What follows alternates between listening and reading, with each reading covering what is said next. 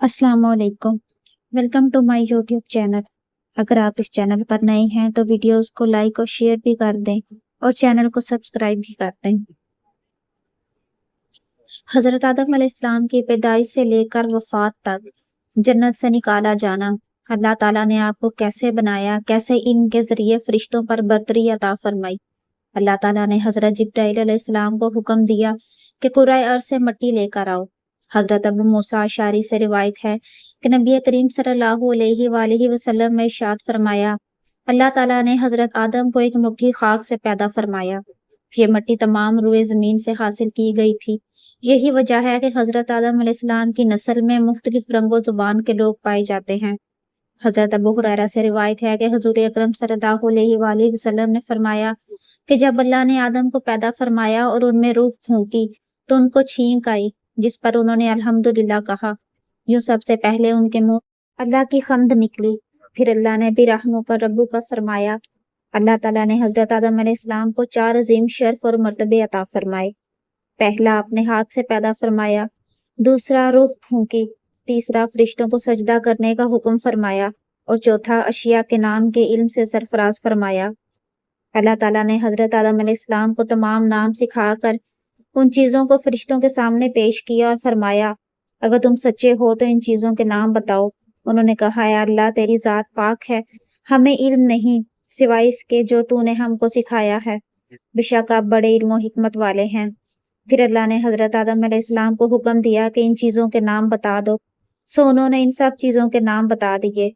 अल्लाह ताला ने फरमाया, देखो मैंने तुमसे ना कहा था कि मैं ज़मीन और आसमान की तमाम पोशीदा चीज़ों से वाकिफ़ हूँ। मैं इन बातों को भी जानता हूँ जिनको तुम ज़ाहिर कर देते हो और जिनको तुम दिल में रखते हो। हक ताला ने तमाम फरिश्तों को हुक्म दिया कि आदम को सजदा करो, तो इब्लीस के सिवा सब ने सजदा किया। उसने इनकार कर दिया और तकब्बुर किया और वो काफिरों में हो गया। अल्लाह ने इब्लीस से पूछा, जब मैंने तुझको हुक्म दिया था तो किस चीज़ ने तुझको सजदे से बाज रखा? उसने कहा, मैं इससे अफजल हूँ। तूने मुझे आग से पैदा किया है और इसे खाक से। अल्लाह ताला ने इरशाद फरमाया, तू बहिश्त से उतर जा। अगर तुझे हक नहीं कि तू यहाँ रहकर गुरूर करे, बस निकल जा। बेशक तू जलीलों में से है। इसने कहा, मुझे उस दिन तक मोहलत अता फरमाइए जिस दिन कयामत आएगी। अल्लाह ने शैतान को मोहलत अता फरमा दी तो उसने कहा, अब मैं तेरे बंदे को क़यामत तक बहकाऊंगा, आगे से, पीछे से, दाएं से, बाएं से। अल्लाह ने फरमाया, जो लोग तेरी पैरवी करेंगे मैं तुझ समेत उन सब से जहन्नुम भर दूंगा। इब्लीस की हकीकत। इब्लीस और शैतान एक ही सिफ़त और हकीकत के दो ऐसे नाम हैं कि जिसका काम अल्लाह के बंदों को वरगलाना, शर फैलाना, उन्हें अल्लाह से बागी करके बुराई के कामों की जानिब राग़िब करना है। ये इंसान का वो अज़ली दुश्मन है जो क़यामत तक उसका पीछा नहीं छोड़ेगा। हज़रत आयशा सिद्दीक़ा रज़ी अल्लाह ताला अन्हा से रिवायत है कि नबी करीम सल्लल्लाहु अलैहि वसल्लम ने फरमाया कि फरिश्ते नूर से, आदम मिट्टी से और इब्लीस आग से पैदा किया गया है। हज़रत अब्दुल्ला बिन उमर फरमाते हैं कि जिन्नात हज़रत आदम अलैहिस्सलाम से 2000 साल पहले से दुनिया में आबाद थे, जिन्होंने दुनिया में दंगा फसाद मचा रखा था। चुनांचे अल्लाह ने फरिश्तों के एक लश्कर को दुनिया में रवाना किया, जिन्होंने इन जिन्नात को मार मार कर समुद्री जजीरों और वीरान इलाकों में भगा दिया। हज़रत सईद बिन मंसूर का कौल है कि इस मौका पर बहुत से जिन्नात कत्ल किए गए और कुछ गिरफ्तार भी हुए। इन्हीं में इब्लीस भी था, जो अभी बच्चा था। उसे आसमान पर लाकर रखा गया। ये फरिश्तों के साथ इबादत में मसरूफ हो गया और बहुत जल्द अलूम का माहिर और इबादत गुजार बन गया। चुनांचे उसे आसमानों में मुअल्लम अल मलाकूत के नाम से पुकारा जाने लगा। हज़रत अब्दुल्ला बिन मसूद फरमाते हैं कि इब्लीस आसमानों में फरिश्तों का सरदार बन गया। हज़रत इब्ने अब्बास ने फरमाया कि इब्लीस का नाम इज़ाज़ील था। सूरह कहफ आयत 50 में भी अल्लाह ने फरमाया कि इब्लीस जिन्नात में से था। तफसीर इब्ने जूज़ी में हज़रत अब्दुल्ला बिन अब्बास से रिवायत है कि नबी करीम ने फरमाया, शैतान आदमी के जिस्म में खून की तरह सरायत कर जाता है। बंदे का दिल उसका खास ठिकाना है, ताहम शैतान को इतनी कुव्वत हासिल नहीं है कि वो इंसान को राह हक से ज़बरदस्ती हटा दे। ये दूसरी बात है कि वो लोगों के दिलों में वसवसे और बुरे ख्यालात डालकर उन्हें बुराई की तरफ राग़िब करता रहता है और यही बंदों का इम्तिहान है। हज़रत आदम अलैहिस्सलाम और हज़रत हव्वा अलैहिस्सलाम जन्नत में, یوں تو جنت میں تمام آسائشیں نعمتیں موجود تھیں، لیکن اس کے باوجود حضرت آدم تنہائی اور اجنبیت محسوس کرتے تھے۔ چنانچہ اللہ تعالیٰ نے ان کو تنہائی دور کرنے کا بندوبست فرماتے ہوئے حضرت حوا علیہ السلام کو پیدا کر دیا۔ محمد بن اسحاق حضرت ابن عباس سے روایت کرتے ہیں کہ حضرت حوا کو حضرت آدم علیہ السلام کی بائیں طرف کی چھوٹی پسلی سے پیدا کیا گیا جبکہ وہ سو رہے تھے۔ پھر اللہ نے حضرت آدم علیہ السلام کو حکم فرمایا کہ وہ اور ان کی بیوی جنت میں سکونت فرمائیں، اور فرمایا جہاں سے چاہو بلا روک ٹوک کھاؤ، لیکن اس درخت کے پاس نہ جانا ورنہ ظالموں میں سے ہو جاؤ گے۔ حضرت آدم علیہ السلام اور حضرت حوا علیہ السلام بڑے آرام و سکون سے جنت میں رہنے لگے۔ روایت میں ہے کہ حضرت آدم 100 سال یا 60 سال تک جنت میں رہے۔ اس عرصے میں دونوں پر جنت کے کسی بھی حصے میں جانے پر پابندی نہ تھی سوائے شجر ممنوعہ کے۔ شیطان اب ان دونوں کا کھلا دشمن تھا اور اپنی سزا کا بدلہ لینے کے لیے بے قرار بھی۔ اس کی شدید خواہش تھی کہ یہ اللہ کے حکم کی خلاف ورزی کریں۔ پھر شیطان نے ان دونوں کے دلوں میں وسوسہ ڈالا تاکہ ان کی سترگاہیں جو ایک دوسرے سے پوشیدہ تھی وہ پردہ ہو جائیں۔ اس نے انہیں کہا، تمہارے رب نے تم دونوں کے اس درخت سے اس لیے منع فرمایا کہ کہیں یہ پھل کھا کر تم دونوں فرشتے نہ ہو جاؤ یا کہیں ہمیشہ زندہ رہنے والوں میں سے ہو جاؤ۔ شیطان کی ان باتوں نے حضرت حوا کو سوچنے پر مجبور کر دیا، اور پھر شیطان کی مسلسل اور تواتر کے ساتھ سازشیں رنگ لائیں اور اس نے حضرت حوا کو پھل کھانے پر راضی کر لیا۔ ایک دن حضرت حوا نے حضرت آدم سے کہا کہ ہم اس شجر ممنوعہ کا ذرا سا حصہ کھا کر تو دیکھیں، آخر وہ کیا راز ہے جو اللہ نے اسے کھانے سے منع فرمایا ہے۔ شروع میں تو حضرت آدم اس کے لیے قطعی طور پر تیار نہ تھے، لیکن پھر حضرت حوا کے مسلسل اصرار پر بادل ناخواستہ وہ بھی راضی ہو گئے۔ اب ان دونوں نے پھل کو پورے طور پر چکھا بھی نہ تھا کہ ان کی سترگاہیں ایک دوسرے پر عیاں ہو گئیں، جس پر دونوں بدحواسی اور پریشانی میں جنت کے درختوں کے پتے توڑ توڑ کر اپنا بدن چھپانے لگے۔ اللہ نے دونوں کو پکارا اور فرمایا، کیا میں نے تم کو منع نہیں کیا تھا کہ اس درخت کا پھل نہ کھانا اور شیطان کے ورگلانے میں نہ آنا؟ یہ تمہارا کھلا دشمن ہے۔ دونوں نے جب اللہ کی پکار سنی تو مارے خوف الہی کے کانپ اٹھے۔ نہایت لاچارگی اور عاجزی سے اپنی خطا پر نادم و شرمندہ ہوتے ہوئے بارگاہ خداوندی میں عرض کی، اے ہمارے رب، ہم دونوں سے بہت بڑی غلطی ہو گئی ہے۔ اب اگر آپ نے ہم پر رحم و کرم نہ کیا اور معاف نہ فرمایا تو ہم تباہ و برباد ہو جائیں گے۔ حق تعالیٰ نے فرمایا کہ اب تم دونوں ایک خاص مدت تک زمین پر ہی رہو گے، جہاں تم ایک دوسرے کے دشمن ہوگے اور وہاں ہی مرنا ہے اور اسی میں سے پھر پیدا ہونا ہے۔ چنانچہ دونوں کو زمین کی طرف روانہ کر دیا گیا۔ حضرت آدم علیہ السلام اور حوا زمین پر۔ روایت ہے کہ حضرت آدم کو ہند، حضرت حوا کو جدہ اور ابلیس کو بصرہ سے چند میل کے فاصلے پر دمستیمان کے مقام پر اتارا گیا۔ حضرت سعدی فرماتے ہیں کہ جب حضرت آدم علیہ السلام جنت سے ہند میں اترے تو ان کے پاس حجر اسود تھا اور جنت کے درختوں کے پتوں کی ایک مٹھی بھی تھی۔ پھر حضرت آدم نے ان پتوں کو زمین پر پھیلا دیا اور یہ خوشبودار درخت ان پتوں ہی کی پیداوار ہیں۔ حضرت ابن عباس سے مروی ہے کہ حضرت جبرائیل علیہ السلام حضرت آدم علیہ السلام کے پاس آئے اور گندم کے ساتھ دانے لائے۔ حضرت آدم نے پوچھا، یہ کیا ہے؟ عرض کیا، یہ اس درخت کا پھل ہے جسے آپ کو روکا گیا تھا لیکن آپ نے تناول کر لیا۔ فرمایا، تو اب میں اس کا کیا کروں؟ عرض کیا، ان کو زمین میں بو دیجئے۔ حضرت آدم نے بو دیے اور وہ دانے وزن میں ان دنیا کے دانوں سے لاکھ درجے زیادہ تھے۔ وہ دانے اگے۔ حضرت آدم نے فصل کاٹی، پھر دانوں کو بھوسی سے جدا کیا، پھر صفائی کی، اسے پیس کر آٹا گوندا اور روٹی پکائی۔ اس طرح محنت و مشقت کے بعد اسے کھایا۔ آسمان دنیا کی گہما گاہمی کسی بڑی خبر کی نوید سنا رہی تھی۔ جو وقت گزرتا جا رہا تھا، تسبیح و تحلیل میں مصروف فرشتوں کے تجسس اور بے چینی میں اضافہ ہوتا جا رہا تھا۔ نظریں بیت المعمور پر تھیں اور کان اللہ کی پکار کے منتظر۔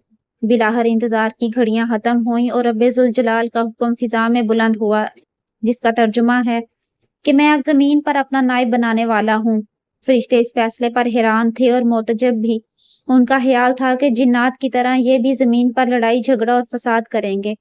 چنانچہ انہوں نے اس فیصلے کی حکمت معمول کرنے کی غرض سے ڈرتے ڈرتے عرض کیا، اے ہمارے رب، ایسے شخص کو کیوں پیدا کرتا ہے جو زمین میں فساد پیدا کرے اور خون بہائے؟ اور ہم تیری تسبیح، حمد اور پاکیزگی بیان کرنے والے ہیں۔ اللہ تعالیٰ نے فرمایا، جو میں جانتا ہوں تم نہیں جانتے۔ توبہ کی قبولیت اور زمین پر ملاپ۔ حضرت آدم علیہ السلام زمین پر آنے کے بعد نہایت شرمسار اور افسردہ تھے۔ پھر حضرت حوا سے علیحدگی نے بھی سخت پریشانی میں مبتلا کر دیا تھا۔ روایت میں ہے کہ آپ ایک طویل عرصے تک اللہ کے حضور گڑ گڑاتے، فریاد کرتے اور آنسو بہاتے رہے، یہاں تک کہ اللہ تعالیٰ کو ان کی اس گریہ ازاری پر رحم آ گیا۔ اور پھر ایک دن حضرت جبرائیل علیہ السلام نے حضرت آدم علیہ السلام کے پاس آ کر انہیں اللہ کی جانب سے معافی کی نوید سنائی۔ حضرت آدم خوشی سے سرشار بارگاہ خداوندی میں سر بسجود ہو کر شکر بجا لائے۔ پھر حضرت جبرائیل علیہ السلام انہیں لے کر مکہ آئے، جہاں حضرت آدم نے کعبہ شریف کی بنیاد رکھی اور حجر اسود کو کعبہ کے دیوار پر نصب فرمایا، پھر اس کے گرد طواف کیا۔ طواف سے فارغ ہو کر حضرت جبرائیل علیہ السلام انہیں جبل عرفات پر لے گئے، جہاں حضرت حوا تشریف فرما تھیں، لیکن طویل عرصے کی جدائی اور حالات نے بہت سے جسمانی تغیرات پیدا کر دیے تھے، چنانچہ دونوں ایک دوسرے کو پہچان نہ پائے، جس پر حضرت جبریل نے دونوں کا تعارف کروایا۔ حابیل و قابیل کا قصہ۔ حضرت آدم علیہ السلام اور حضرت حوا علیہ السلام کی ملاقات کے بعد اللہ نے انہیں اولاد کثیر سے نوازا۔ حضرت حوا جب امید سے ہوتی تو ایک لڑکا اور ایک لڑکی پیدا ہوتے، جب دوبارہ امید سے ہوتی تو پھر ایک لڑکا اور لڑکی ہوتے۔ پہلے والے لڑکے کی شادی دوسری مرتبہ والی لڑکی سے اور دوسرے والے لڑکے کی پہلی والی لڑکی سے شادی کر دی جاتی، چنانچہ پہلی مرتبہ قابیل اور ان کی بہن اکلیمیہ پیدا ہوئی، دوسری مرتبہ حابیل اور ان کی بہن یہودا پیدا ہوئی۔ حضرت آدم نے اکلیمیہ کی شادی حابیل سے اور یہودا کی شادی قابیل سے کرنا چاہی، مگر قابیل نے یہودا سے شادی سے انکار کر دیا۔ وہ اکلیمیہ سے شادی کرنا چاہتا تھا کیونکہ وہ یہودا سے زیادہ خوبصورت تھی۔ حضرت آدم نے ہر چند سمجھایا لیکن وہ بضد رہا۔ آخر حضرت آدم نے دونوں بیٹوں سے فرمایا کہ تم دونوں اپنی قربانی کوہ صفا پر لے جاؤ، اللہ کے حکم سے آسمان سے آگ آئے گی جو حق کا فیصلہ کر دے گی۔ دونوں اپنی قربانیوں کو لے کر جبل صفا پہنچے۔ چونکہ حابیل حق پر تھا اس لیے اس کی قربانی قبول کر لی گئی۔ اس پر قابیل حابیل کا جانی دشمن ہو گیا اور پھر ایک دن اس نے حابیل کو قتل کر ڈالا۔ دنیا میں انسان کا پہلا قتل اور پہلی قبر۔ حابیل نے قتل کے بعد حابیل کو یہ فکر لاحق ہو گئی کہ اس کی لاش کیسے چھپائے۔ وہ لاش کو کندھوں پر رکھ کر مارا مارا پھرتا رہا۔ آخرکار اللہ نے ایک کوے کے ذریعے اسے بھائی کی لاش دفنانے کا طریقہ سکھایا۔ قرآن پاک میں ہے، پھر اللہ نے ایک کوے کو بھیجا جو زمین کھودنے لگا تاکہ اسے بتائے کہ بھائی کی لاش کو کیسے چھپائے۔ کہنے لگا کہ افسوس میری حالت پر، کیا میں اس سے بھی گیا گزرا ہوں کہ اس کوے کے برابر ہوتا اور اپنے بھائی کی لاش کو چھپا دیتا۔ پھر وہ بہت پشیماں ہوا۔ حضرت آدم علیہ السلام کی وفات۔ حضرت آدم علیہ السلام کی وفات کا وقت آیا اور فرشتے گھر میں داخل ہوئے تو آپ سمجھ گئے۔ اپنی اہلیہ حضرت حوا اور اپنے بچوں سے فرمایا کہ تم سب مجھے تنہا چھوڑ دو۔ اس کے بعد آپ اللہ تعالیٰ کی حمد و ثنا میں مصروف ہو گئے۔ فرشتوں نے روح قبض کی، پھر غسل دے کر کفن دیا، خوشبو لگائی، گڑھا کھود کر قبر بنائی۔ حضرت جبرائیل علیہ السلام نے ان کے بیٹے حضرت شیس علیہ السلام کو نماز جنازہ پڑھنے کا حکم بتایا۔ آپ نے نماز جنازہ پڑھائی۔ عام طور پر تاریخی کتب میں حضرت آدم علیہ السلام کی عمر مبارکہ 960 سال بیان کی گئی ہے۔ جنتی اولاد اور جہنمی اولاد۔ معراج کے سفر میں نبی کریم صلی اللہ علیہ وآلہ وسلم جب پہلے آسمان پر پہنچے تو وہاں آپ علیہ السلام نے حضرت آدم کو دیکھا، جن کے دائیں جانب بھی لوگوں کی جماعتیں تھیں اور بائیں جانب بھی۔ آپ علیہ السلام نے دیکھا کہ حضرت آدم جب دائیں جانب دیکھتے تو ہنستے اور بائیں جانب دیکھتے ہیں تو روتے ہیں۔ ان حضرت صلی اللہ علیہ وآلہ وسلم فرماتے ہیں کہ میں نے حضرت جبرائیل سے پوچھا، ہے جبرائیل یہ کیا ہے؟ انہوں نے کہا یہ حضرت آدم ہیں اور یہ ان کی اولاد کی روحیں ہیں۔ جب دائیں جانب دیکھتے ہیں تو جنتی ہیں تو ہنستے ہیں اور جب بائیں جانب دیکھتے ہیں تو جہنمی ہیں تو روتے ہیں۔ اس میں محمد صلی اللہ علیہ وآلہ وسلم عرش معلیٰ پر حضرت عمر رضی اللہ تعالیٰ عنہ سے مروی ہے کہ نبی کریم علیہ السلام نے فرمایا کہ جب حضرت آدم سے لغزش ہوئی تو انہوں نے بارگاہ خداوندی میں عرض کی، ہے میرے پروردگار، میں آپ سے محمد صلی اللہ علیہ وآلہ وسلم کے وسیلے سے سوال کرتا ہوں کہ آپ میری مغفرت فرما دیں۔ آپ رب العزت نے فرمایا، تو نے محمد صلی اللہ علیہ وآلہ وسلم کو کیسے جان لیا جبکہ میں نے ان کو اب تک پیدا نہیں فرمایا؟ حضرت آدم نے عرض کیا، پروردگار، جب آپ نے مجھے اپنے ہاتھوں سے پیدا فرمایا اور مجھ میں جان ڈالی، پھر میں نے اپنا سر اٹھایا تو عرش پر لکھا دیکھا لا الہ الا اللہ محمد رسول اللہ، تو میں جان لیا کہ جس ذات کا نام آپ نے اپنے نام کے ساتھ ملایا ہے اس سے بڑھ کر آپ کے نزدیک اور کوئی محبوب نہیں ہو سکتا۔ تو اللہ نے فرمایا اے آدم تو نے سچ کہا، وہ میرے نزدیک سب سے محبوب ہیں، اور جب تو نے ان کے وسیلے سے مجھ سے مانگ لیا تو پس میں نے تیری بخشش کر دی، اور اگر محمد نہ ہوتے تو میں آپ کو بھی پیدا نہ کرتا۔